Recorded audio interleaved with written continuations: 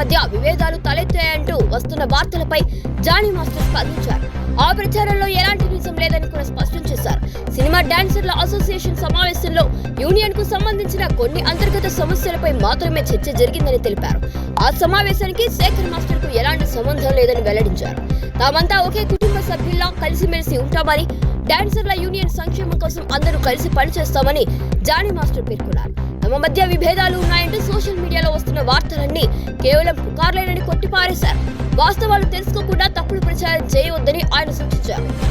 Chiranjeevi sir చాలా thank you sir, thank you so much sir. ఈ సందర్భంగా మీకు నేను చాలా థ్యాంక్స్ చెప్పుకుంటున్నాను. మీకు ఎంత చెప్పినా తక్కువే. ఎందుకంటే ఈరోజు ఏ డాన్సర్ అయినా, ఏ ఫైటర్ అయినా, ఎవరైనా ఈరోజు ఇక్కడ మెయిన్ డాన్స్ గురించి మాట్లాడుతున్నాం, ఫైట్స్ గురించి, ఎవరైనా ఇక్కడ మంచి పొజిషన్లో ఇండస్ట్రీలో ఎటు చూసినా ఉన్నారు అని అంటే అది మీ సినిమాలు చూసే, మీ స్టైల్ చూసే, మీ డాన్సులు చూసే, మీ ఫైట్లు చూసే. సో ఈరోజు ప్రతి ఒక్కరు ఇప్పుడు నేనైతే చిరంజీవి గారి సాంగ్లు చూసి అన్ని చూసి నేను వచ్చా. అలాగే చాలామంది డాన్స్ అంటే చిరంజీవి గారు.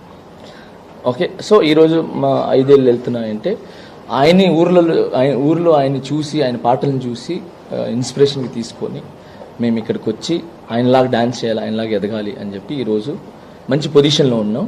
సో ఆ స్ఫూర్తిని మమ్మల్ని నింపిన చిరంజీవి సార్కి చాలా థ్యాంక్స్. అండ్ ఇక్కడికి వచ్చిన తర్వాత కూడా చిన్న పెద్ద అనకుండా టాలెంట్ ఎవరు ఉంటే వాళ్ళని ముందు తీసుకుని వచ్చి టాలెంట్ని చూపించడానికి నన్ను కానీ, శేఖర్ని కానీ, ఇప్పుడు రీసెంట్గా మన సందీప్ గారిని కానీ, మాస్టర్ కానీ, అండ్ పొలాకి మాస్టర్ కానీ, భాను మాస్టర్ కానీ మమ్మల్ని అందరిని ఎంకరేజ్ చేస్తున్నారు. సో చిరంజీవి గారు sir, thank you so much మమ్మల్ని ఇంత ఎంకరేజ్ చేస్తున్నందుకు.